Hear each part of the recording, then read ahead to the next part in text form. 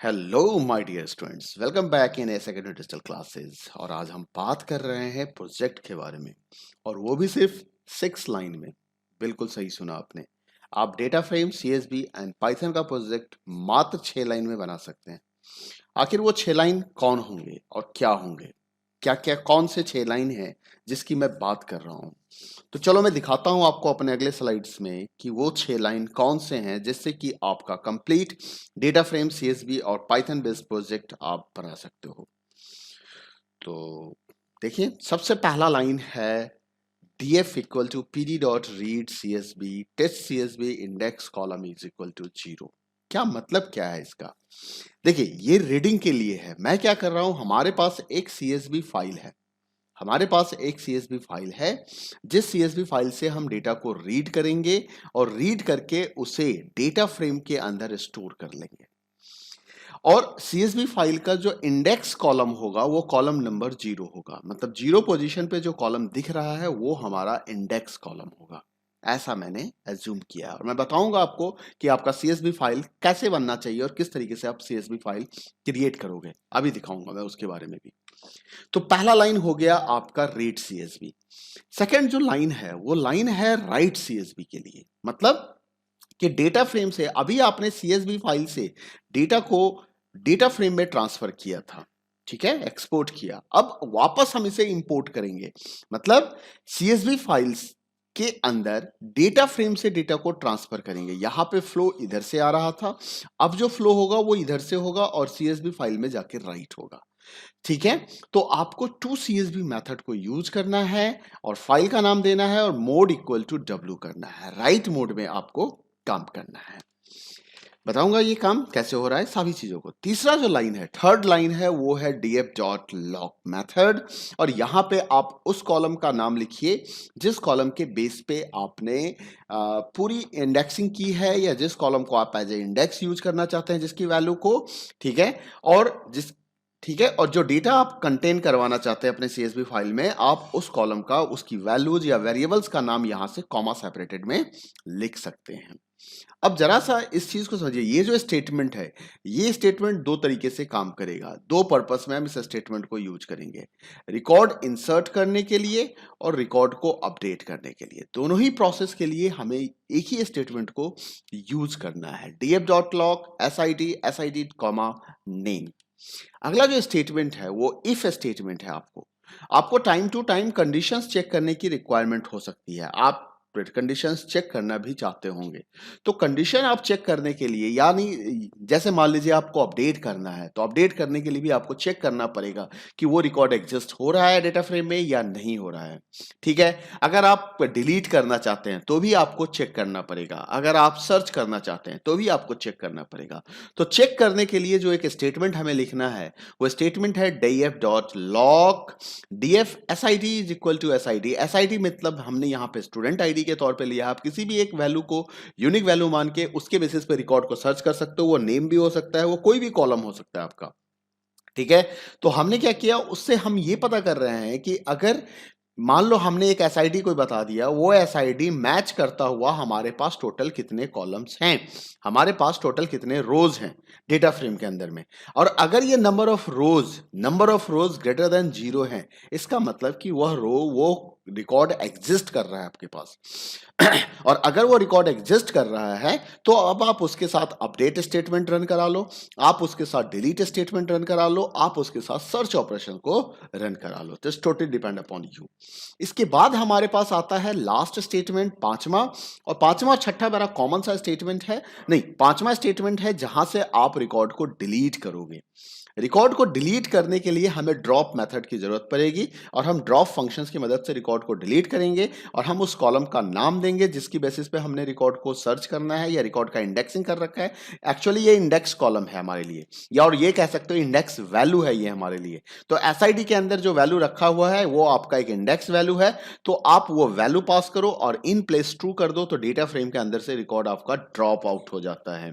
और drop out होने के बाद जो आखिरी स्टेटमेंट है वो है प्रिंट। किसी एक रिकॉर्ड को प्रिंट करना है। जैसे आपने सर्च किया, सर्च करके जिसकी एसआईडी ये है, यानी कि इंडेक्स नंबर जिसका दिया हुआ वैल्यू अगर मैच कर जा रहा है, मतलब सपोज आपने 1 2 3 4 कुछ भी दिया है एज एसआईडी, तो वो क्या करेगा, उस रिकॉर्ड को प्रिंट कर देगा। ठीक है, तो इन 6 स्टेटमेंट की मदद से आप अपना पूरा प्रोजेक्ट बना सकते हो। यकीन नहीं हो रहा है तो चलो मैं आपको अपना प्रोजेक्ट दिखाता हूं जो मैंने आपके लिए तैयार करके रखा है। ये हमारा text.csv फाइल है, ये हमारा पाइथन फाइल है। अब इस पाइथन फाइल के अंदर में मैं आपको वो 6 लाइन दिखाता हूं, 6 इंपॉर्टेंट लाइन जिसका मैंने रिपीटेशन में यूज किया है। कुछ तो बेसिक कंसेप्ट्स हैं, जैसे मेनू बनाना है, आपको अपने प्रोग्राम के अंदर एक मेनू बनाना होगा, जैसे आप इस तरह से एक मेनू बना सकते हो। ये हमारा मेन ब्लॉक है, मैंने यहाँ पे व्हाइल ट्रू लिखा। प्रिंट स्टेटमेंट्स के थ्रू मैंने एक मेनू बनाने की कोशिश की, /t का इस्तेमाल किया मैंने मेनू बनाने के लिए। एक ही लाइन में सारी मेनू ऑप्शंस आ जाएगी। फिर हमने चॉइस पूछ लिया यहाँ पे कि आप एक चॉइस वैल्यू इनपुट करो। अब अगर चॉइस आपका 1 है तो आपका ऐड रिकॉर्ड फंक्शन कॉल हो रहा है। चॉइस अगर 2 है तो अपडेट रिकॉर्ड फंक्शन कॉल होगा। चॉइस अगर 3 है तो आपका सर्च रिकॉर्ड फंक्शन कॉल होगा। चॉइस अगर 4 है तो डिलीट रिकॉर्ड का फंक्शन कॉल हो रहा है। चॉइस अगर 5 है तो डिस्प्ले रिकॉर्ड का फंक्शन कॉल हो रहा है। चॉइस अगर 6 है तो आपका लूप टर्मिनेट कर जा रहा है। और चॉइस अगर एक्सेप्ट 1 to 6 है तो आपको इनवैलिड चॉइस का मैसेज मिल रहा है। और ये हमने यहां से चॉइस डिसाइड किया कि 1 का मतलब क्या है, 2 का मतलब क्या है, 3 का मतलब क्या है, ये चीज हमने यहां से डिसाइड किया है। आप भी यहीं से डिसाइड कर सकते हैं कि किसका क्या मतलब होगा। ठीक है, इसके बाद मैं आपको एक बार CSV फाइल भी दिखाना चाहूंगा। तो मैं यहां से CSV फाइल को ओपन करके दिखाता हूं कि मेरा CSV फाइल, आप देखिए मैं यहां पे पाइथन में ऑल फाइल्स करता हूं और मेरे पास ये टेस्ट CSV नाम का एक फाइल है जिसको मैं पाइथन एडिटर में ही खोल रहा हूं। ये CSV फाइल के अंदर आप गौर कर सकते हैं कि मैंने यहां पे जब CSV फाइल का पहला लाइन लिखा था तो क्या लिखा था, कॉमा SID कॉमा नेम। ये कॉमा क्यों दिया था, ये कॉमा मैंने इसलिए बताया कि इससे पहले का जो वैल्यू है वो इंडेक्स कॉलम है। इससे पहले का जो वैल्यू है वो हमारा इंडेक्स कॉलम है और इस कॉलम का पोजीशन 0 होगा। इस कॉलम का पोजीशन क्या है, 0 है। और ये हमारा फर्स्ट कॉलम है, ये हमारा सेकंड कॉलम है।